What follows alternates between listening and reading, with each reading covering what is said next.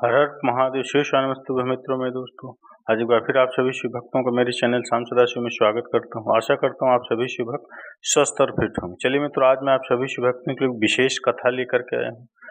ठाकुर जी का चोर भक्त जो ठाकुर जी को ही लूट कर ले गया, वो कथा आज आप सभी शिव भक्तों के लिए लेकर के आया हूँ। मन से अवश्य श्रवण करिएगा। मेरे ठाकुर जी आप सभी भक्तों की हर इच्छा मनोकामना अवश्य पूर्ण करेंगे, जैसे इस भक्त की पूर्ण की है जो कि ठाकुर जी को ही चुरा कर ले गया। तो चलिए मित्रों माताओं बहन, सुनते हैं कथा, चलते हैं कथा की ओर। और एक निवेदन करूंगा, आप ठाकुर जी के लिए इस वीडियो को अंत तक अवश्य देखिएगा और सुनिएगा, इस कथा को श्रवण करिएगा, क्योंकि अंत तक श्रवण करेंगे तभी आपको ठाकुर जी की असीम कृपा आप सभी शिव भक्तों, माताओं, बहनों और ठाकुर जी के भक्तों को प्राप्त होगी। तो चलिए मित्रों, माताओं, बहनों, चलते हैं कथा सुनते हैं। उनकी इच्छा थी कि जैसा मैं भजन करता हूँ, जैसी मेरी भक्ति है, जैसा मेरा भाव ठाकुर जी के प्रति, ऐसी कन्या मिले तो मैं ब्याह करूंगा, नहीं तो जीवन भर ऐसे ही रहूंगा। तभी उनके किसी रिश्तेदार ने आकर के बताया तो तेरे लायक कन्या मिल गई तुझको।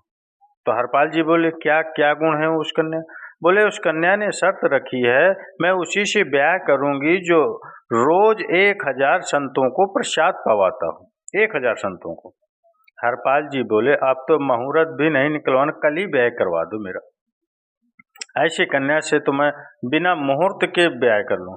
मुहूर्त उसके संग देखा जाता है जिसके संग यह संकोच हो या फिर यह दुविधा हो कि जीवन कैसे चलेगा। इससे तो मुझे भरोसा है, बढ़िया जाएगा मेरे जीवन, इसी से मेरा ब्याह करा दो। कन्या दिन शर्त रखी, हरपाल जी हम आपसे ब्याह तो कर रहे हैं ना, हमारी शर्त मंजूर है ना कि रोज 1000 संतों को प्रसाद पवाना पड़ेगा। बोले, आप निश्चित करूंगा, आप ब्याह कर लो, मैं निश्चित करूंगा। ब्याह हो गया। हरपाल जी रोज 1000 महात्माओं को प्रसाद पवाते। अब देखो, अगर कोई संकल्प ले ले कि मैं 1000 महात्माओं को प्रसाद पवाऊंगा, अगर 100 महात्मा ज्यादा बढ़ जाए, 200 महात्मा ज्यादा बढ़ जाए, तो उनको मना करेगा क्या? उससे फिर अपराध बनेगा। प्रसाद पावाने का संकल्प ले, जितने आए सब की बैठारी की जिम्मेवारी उसकी। ऐसी कथा में भी होता है। कथा में जितने लोग आए सबका स्वागत होना चाहिए, सबके लिए स्थान पर्याप्त होना चाहिए। कई जगह प्राइवेट कथा लोग कराते हैं, बहुत कराते हैं अपना प्राइवेट, लेकिन नहीं, सबको सबको सबको कोई भी किसी को पता चला कथा हो रही, वो सुनने आ गया, उसको जगह नहीं मिली, खाली रहे भले स्थान, पर स्थान बड़ा रखो ताकि कोई भी आए कि कथा श्रवण बिना रहे ना। कथा सुनने के लिए लोग आए तो उसको अवश्य सुनने को मिलना चाहिए, ऐसी जगह ऐसी कथा हो। तो हरपाल जी ने नियम ले लिया, रोज 1000 महात्माओं को भोजन कराते। अब 1000 की जगह कभी कभी 1200 भी हो जाते, 1300 भी हो जाते, 1500 भी हो जाते, लेकिन हरपाल जी करते कुछ नहीं थे। कमाई का कोई जरिया नहीं था, केवल दादा परदादाओं की पुश्त से जो उनके पुश्तैनी धन था उसी को ही खर्च करते जा रहे थे। 1 साल तक बढ़िया चला, 1.5 साल बढ़िया चला, लेकिन 1.5 साल बाद धीरे धीरे धन खत्म होने लगा धन। जैसे ही धन खत्म होने लगा, हरपाल जी बड़ी चिंता में आ गए, क्या करें। पत्नी को नहीं बताते थे, क्यों बोले तो इससे तो शर्त लगी थी, इससे क्यों बताऊं अपना दुख, इससे तो शर्त यही थी कि रोज 1000 संतों को भोजन करा रहा, शर्त थी। हरपाल जी ने बाहर जाते और दुकानदारों के यहाँ से कर्जा लेने लगे। वो पुराने संपन्न थे तो किसी ने कर्जा देने से भी मना भी नहीं किया, सब देने लगे, बोले ले जाओ। इतना कर्जा कर लिया, 6-7 महीने तक कर्जे में भी उनकी संत सेवा बंद नहीं हुई। 6-7 महीने बाद मांगने वालों ने मांगना शुरू किया, बोले हमारा दो, किसी का नहीं दे पाए। तो पूरे नगर में यह हो गया कि भैया हरपाल जी अब पहले जैसी स्थिति में नहीं है, कर्जा इनको देना बंद करो, ये देते ही नहीं है पैसा लौटाकर। सब बिगड़ने लगा, धन नष्ट हो गया, इज्जत चली गई, लेकिन उनकी संत सेवा नहीं रुकी, रोज संत सेवा करते। एक दिन मन में विचार करने लगे, अब क्या करूं, अब तो मुझे कोई कर्जा भी नहीं देता, गहने भी सारे बिक गए, धन भी सारा खत्म हो गया। तो हरपाल जी ने मन बनाया कि मैं चोरी करूंगा, और चोरी करके ठाकुर जी का, आप लोग मत करना ऐसा, चोरी करूंगा। हरपाल जी चोरी करने जाने लगे, लेकिन हरपाल जी का नियम था कि वे किसी के धन की चोरी नहीं करते थे। संपन्न लोगों के घर में जाते थे और उनके रसोई घर की सामग्री चुरा लाते, चीनी, दाल, आटा, चावल, मूंग, नमक, मिर्च, ताकि भंडारा हो जाए। भंडारे के लिए चोरी करते थे, जो सुबह भंडारा हो जाए। इस प्रकार महाराज चोरी होने लगी। एक घर की हुई, 2 घर की, अब तो हल्ला होने लगा। बोले कि घरों के सामान, घरों के राशन चोरी हो जाता है, बड़ा विचित्र चोर है, धन नहीं चुराता है, राशन चुरा के भागता है। ऐसी चोरी होने लगी महाराज। अब तो लोगों ने अपने अपने घरों में पहरेदारी शुरू कर दी कि चोरी ना हो। तो हरपाल जी की और दिक्कत होने लगी उनको, क्या करें, कैसे करें। धीरे धीरे हरपाल जी इस स्थिति में आ गए कि अब संपन्न लोगों के यहाँ उन लोगों को ढूंढते जो ना कभी संत सेवा करते, न वैष्णव सेवा करते, और उन लोगों के यहाँ जा करके थोड़ा बहुत धन चुरा लेते, स्वर्ण चुरा लेते। करना कुछ नहीं, अपना घर नहीं बनाते थे, बस संत सेवा करते थे। ठाकुर जी रीझ गए हरपाल से। ठाकुर जी बोले, देखो ये सब चोरी कर करके और मेरे संतों को पवा रहा है। ठाकुर जी बोले, इस पर अनुग्रह करने जाना है। भगवान सिंहासन से उठ करके तैयार होने के लिए गए और बढ़िया महाराज नकली सी मूछ लगा करके, ऊपर सिर पर पाक पहन करके और थोड़ा पेट सा बाहर निकाल के, गले में खूब सारे जंजीर डाल के, हाथों की हर उंगली में अंगूठी पहन करके, सोने की जूतियां डाल करके, कौंधनी सोने की पहन करके, और एक बैत बैत बैत समझते हैं, वृद्ध लोग जो बेंट लेकर के चलते हैं, सोने के मड़ा हुआ बेंट लेकर के, ठाकुर जी लेकर के बेंट लेकर के तैयार हो गए। लक्ष्मी जी ने पूछा, भगवान बड़ा सुंदर स्वरूप धारण किया है। बोले, कहाँ जा रहे हो? बोले, अपने भक्त से मिलने जाए। रुक्मणी जी बोली, मैं भी चलूं? भगवान बोले, तुम मत चलो, तुम उसको पहचान नहीं पाओगे, तुमसे अपराध बन ही जाएगा। बोले, नहीं नहीं, भक्त दर्शन करने मैं तो जाऊंगी। भगवान बोले, जल्दी तैयार हो जा। सब लोग, वहां से कोई सामग्री आ रही है, तैयार हो जाओ। वो तैयार हो गए, और वो भी जल्दी जल्दी, रुक्मणी भी तैयार हो रही हैं, जो भी तैयार हो गई। रुक्मणी जी एक शेठानी बन गई और ठाकुर जी सेठ जी बन गए, और दोनों ने मन में विचार किया कि हरपाल जी को दर्शन देना है। और यहाँ हरपाल जी की स्थिति क्या थी? अब संत सेवा के लिए कहीं से भी धन नहीं मिल रहा था। तो हरपाल जी एक मार्ग पर जाकर के बैठ गए और सोचने लगे, कोई धनवान यहाँ से निकलेगा तो उसको लूट लूंगा और लूट के भाग जाऊंगा, और सारा धन संत सेवा में लगा दूंगा, भाग जाऊंगा लूट के। तभी उस मार्ग पर कोई और तो आया नहीं, ठाकुर जी सेठ बन करके आ गए, और महाराज खूब सारे गहने पहन करके, पाग बढ़िया सोने कर पहन करके, जड़ी हुई पाग पहन कर, और ऐसे वस्त्र पहन कर छम छम करते हुए आ रहे हैं। गहने ही बज रहे हैं, ठाकुर जी के गहने बज रहे हैं, चलते चले आ रहे हैं छम छम करते हुए। हरपाल जी ने जैसे ही नेत्र खोल करके देखा, ठाकुर जी के रूप, यौवन और शबरी, उनके श्रृंगार को देख करके हरपाल जी बोले, ये तो 1 आध साल के भंडारे की व्यवस्था आ रही है, 1 आध साल के भंडारे की व्यवस्था आ रही है सामने से। इतने में से ही सेठानी जी, रुक्मणी जी भी आई। ओहो, ये तो काम 5-10 साल की व्यवस्था आ रही है। अगर ये दोनों लूट लिए जाएं तो 10 साल चोरी नहीं करनी पड़ेगी। देखो कितना धन संपन्न। हरपाल जी के बगल में जैसे ही ठाकुर जी पहुंचे, हरपाल जी बोले, भैया जय श्री कृष्ण, प्रणाम। ठाकुर जी तो नाराज हो गए, क्या भगवान का नाम बोलता है सुबह सुबह? तुम सब लोग बड़े पाखंडी हो, ढोंगी हो। हमने सुना है इस गांव में एक रहता है, वो चोरी डकैती करता है और फिर कहते हैं संत सेवा करता है। ऐसे काय बात की चोरी भैया? करता तो चोरी है ना, भले ही उससे संत सेवा करता हो, नाम उसका हरपाल है, हम सब जानते हैं। भगवान का नाम मत लो हमारे सामने। हरपाल जी समझ गए, वह तो बिल्कुल भगवत विमुख है, इसकी तो एक अंगूठी भी नहीं छोड़नी इसकी, इसका तो सब लेकर जाऊंगा मैं। अगर ये बदले में जय श्री कृष्ण बोलता तो एक आध गहना छोड़ देता इसका मैं, पर यह तो इतना बिखर रहा है भगवान का नाम सुन, इसका कुछ नहीं छोड़ूंगा, सब ले जाऊंगा, सब ले जाऊंगा इसका, कुछ भी नहीं छोड़ूंगा। हरपाल जी बोले, हाँ भैया, एक रहता तो है डकैत इस गांव में, और उसका कोई पता नहीं है, वह कभी भी आ जाता है, लेकिन एक मार्ग जंगल में होकर के है, उसमें गांव में नहीं जाना पड़ता, जंगल से गुप्त चुप निकल करके पूरे गांव पार हो जाएंगे और आप शहर पहुंच जाएंगे, उसका रास्ता मुझे ही पता है। सेठ जी बोले, तो तुम हमको पार करवा दो। हरपाल जी बोले, मैं पार तो करवा दूंगा, लेकिन भगवान मेरे घर कुछ मेहमान आए हैं, उनके भोजन आदि की व्यवस्था के लिए मैं तो बाजार आया था, मेरे पे धन नहीं है, आप यदि मुझको कुछ दे देंगे तो मैं घर पर व्यवस्था करके आऊंगा और तुरंत आपको लेकर के गांव पार करवा दूंगा। ठाकुर जी ने उसको कुछ सोने की मोहर दे दी, बोले, लो तुम अपने घर की व्यवस्था कर आओ। हरपाल जी ने सामग्री खरीदी, घर पर पहले व्यवस्था करके आए, बोले आज की व्यवस्था हो जाए, क्योंकि आज तो 10 साल का सब चोरी करना समय लगेगा।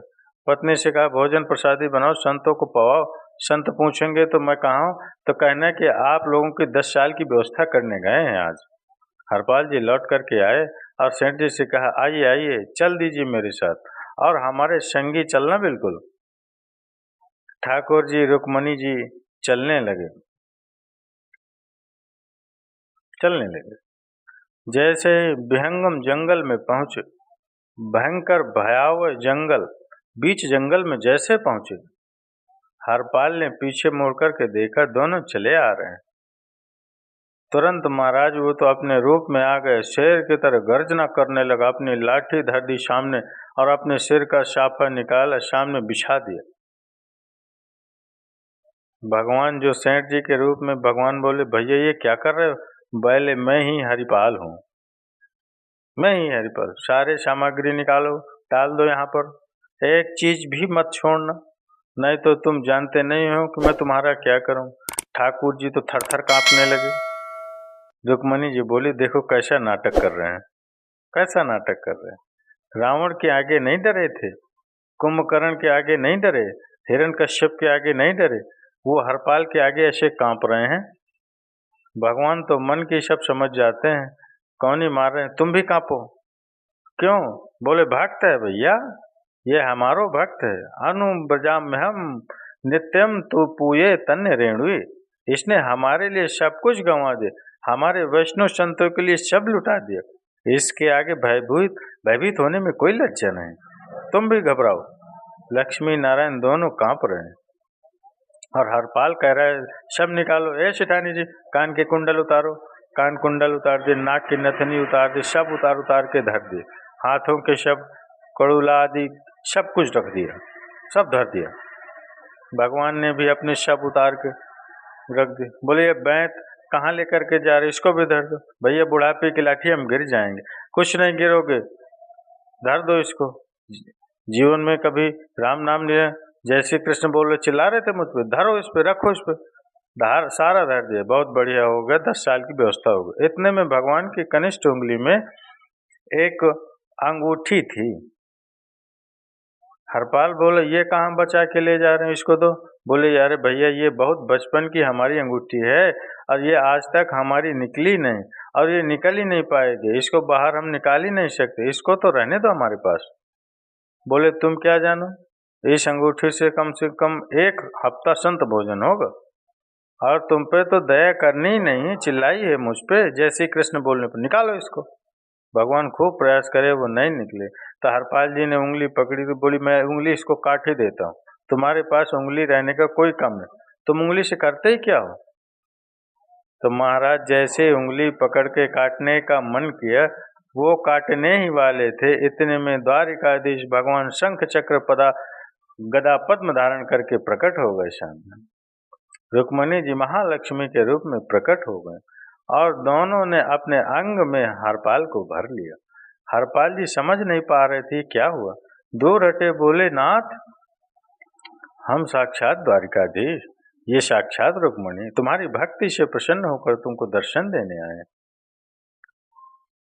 हरपाल जी घुटने के बल बैठ गए, रोने लगे, सर रख दिया चरणों में, पटकने लगे, बोले, नाथ नाथ मैंने अपने नाथ को लूटा आज। मैंने अपने स्वामी के साथ डकैती कर रहा था। मैं अपने स्वामी की उंगली काटने पर मजबूर हो गया था। इसका मतलब मैं पापी हूँ। मेरा पाप इतना प्रचंड हो गया कि मैं आपके रूप को नहीं पहचान पाया। नाथ, भगवान ने हृदय से लगाकर, नहीं हरिपाल, तुमने कभी अपने लिए प्रयोग थोड़े किया। तुम तो तुम्हारी पत्नी भूखे सो जाते हो पर सत्य को भूखा जाने नहीं देते हो। ठीक है, उसके लिए भले ही तुमने वह गलत मार्ग अपनाया जो नहीं अपनाना चाहिए था, परंतु उसमें उद्देश्य कोई और तो नहीं था। मेरे जनों की सेवा ही तो थी, मेरे वैष्णव की सेवा ही तो थी। और हरपाल, एक मेरी बात सुनो। आज तुम्हारे मन में ग्लानि होती है कि तुमने दूसरों का धन हड़प करके और उसे संत भोजन कराया। वास्तव में इसका विधान शास्त्रों में यह बताया गया, जिसके धन से भोजन बना और संतों ने पाया, परोसा भले ही किसी ने हो, भले ही कार्यक्रम किसी ने कराया, पर धन जिसका लगता है पुण्य उसी को मिलता है। तुमने तो अपने गांव के, शहरों के उन लोग जो कभी संत सेवा नहीं करते थे, उनके धन चुरा चुरा करके उनको पुण्य बांटा है। तुमने कुछ गलत नहीं किया है। हाँ, आपने प्रयोग में यदि लेते तो पाप हो जाता, लेकिन तुमने तो एक एक रत्ती भी अपने प्रयोग में नहीं ली, सब संतों में लगा दी और जितने लोगों का धन चुराया उनको पुण्य प्रदान कर दे। हम तुमसे बड़े प्रसन्न हैं, बहुत प्रसन्न। हरपाल जी चरणों से लिपट गए, बोले, नाथ आप बड़े कृपालु, बड़े दयालु। भगवान बोले, अब हमें दर्शन दे दिए, अब हम जाएं। और सुनो, ये सारा धन हमने दिए, 10 साल का नहीं होगा इससे। तो बोले, जब तक तुम जीवित रहोगे तब तक की सेवा बनेगी, इसे संत सेवा चलती रहेगी। ये सारा धन आभूषण हम लेकर के इसीलिए आए थे ताकि तुमको अब किसी से मांगना ना पड़े, किसी से हड़पना ना पड़े। भगवान जाने लगे तो हरपाल जी चरणों में गिर गए, बोले, नाथ आज मैं आपके दर्शन कर पाया, मैं संत सेवा कर पाया, इसमें सबसे बड़ा योगदान मेरी पत्नी का है। उसने नियम नहीं बनाया होता तो शायद मैं कभी ऐसा नहीं कर पाता। आप उसको दर्शन दिए बिना जाएंगे, मैं उसको क्या बताऊंगा। मैं उससे कह भी नहीं पाऊंगा कि आप मुझे मिले, और उसकी वजह से आप मुझे मिले। कृपा कर उसको दर्शन दे दीजिए। ठाकुर जी बोले, ठीक है। तुरंत लक्ष्मी नारायण भगवान ने छोटे छोटे बालकों का रूप धारण कर लिया और हरपाल जी के गोद में बैठ गए। और हरपाल जी अपने गोद में लेकर के ठाकुर जी को घर पर आए और आकर के अपनी अरे सुनो, देखो कौन आए। जैसे बाहर आकर के देखा, जैसे नन्हे शिव ठाकुर जी, नन्ही सी रुक्मणी जी बालकों की भांति बैठे। बोले, अरे इतने सुंदर सुंदर बालक। बोले, अरे बालक नहीं है, ये साक्षात जगन्नाथ भगवान, साक्षात रुक्मणी जी, साक्षात द्वारकाधीश हैं। तुरंत ठाकुर जी अपने रूप में प्रकट हो गए और दोनों दंपति को दर्शन देकर के भगवान वहां से प्रस्थान कर गए। बोलो भक्त वत्सल भगवान की जय। तो एक भक्त जीवन संगी का प्राप्त होना भगवत दर्शन तक ले जाता है आपको। अब जिनके ब्याह हो चुके हैं उनसे तो कुछ नहीं कर सकते, पर जिनके नहीं हुए हैं वो संभल जाएं, सुधर जाएं।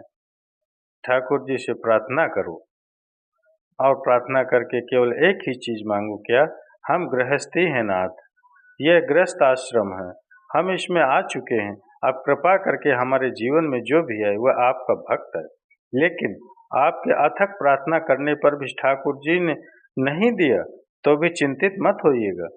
मीराबाई को नहीं मिले उनके अनुकूल, करमती बाई को भी नहीं मिले उनके अनुकूल, शक्कूबाई को भी नहीं मिले, पति अनुकूल नहीं मिले शक्कूबाई को भी, तो नहीं, तो उस पर आप चिंतित नहीं होइएगा। तो चलिए मित्रों, माताओं, बहनों, मैंने आप सभी शिव भक्तों को ठाकुर जी को जिस चोरी करके ले गए उसकी विशेष कथा सुनाई है। तो अगर कथा अच्छी लगी हो मन से सुनी है, ठाकुर जी आप सभी शिव भक्तों पर कृपा दृष्टि बनाए रखेंगे। चलिए, अगर अच्छी लगी हो कथा तो एक लाइक और कमेंट्स में हर हर महादेव, श्री शिवाय नमस्तुभ्यं या ठाकुर जी का कोई भी विशेष नाम जो आपके दिल हृदय में हो उसका जयकारा हाजिरी के रूप में अवश्य लगा सकते हैं आप कमेंट्स के माध्यम से। तो चलिए मित्रों, मिलते हैं अगले वीडियो अगले उपाय में। तब तक के लिए हर हर महादेव, श्री शिवाय नमस्तुभ्यं मित्रों में दोस्तों।